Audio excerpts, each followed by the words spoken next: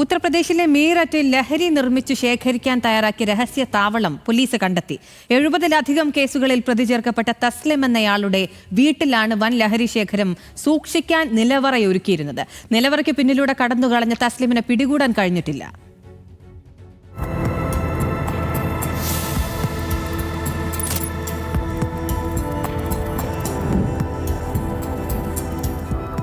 ഭൂമിക്കടിയിൽ നിന്ന് ഏകദേശം 15 അടി താഴ്ചയിൽ നിർമ്മിച്ച രഹസ്യ താവളമാണ് പോലീസ് കണ്ടെത്തിയത്.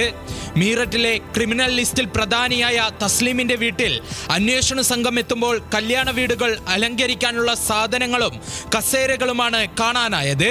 സംശയങ്ങൾ ഉണ്ടാകാതിരിക്കാൻ കല്യാണ പാർട്ടിക്ക് വാടകയ്ക്ക് കൊടുക്കാനുള്ള സാധനങ്ങൾ സൂക്ഷിക്കുന്ന നിലവറയെന്ന രീതിയിലാണ് ഇവിടെ ക്രമീകരണങ്ങൾ നടത്തിയിരുന്നത്. തസ്ലീമിന്റെ വീട് റെയ്ഡ് ചെയ്തതിന്റെ തലേ ദിവസം മകൻ ഷഹബാസും സഹായി സൽമാനും മയക്കുമരുന്നുമായി പോലീസിന്റെ പിടിയിലായിരുന്നു.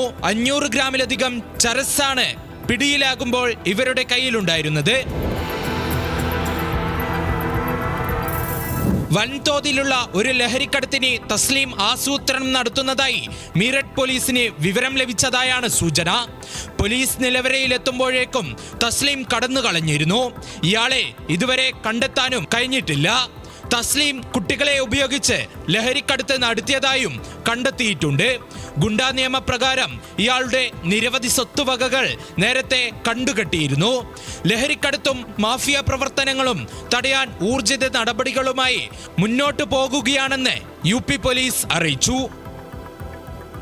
National desk news Malayalam.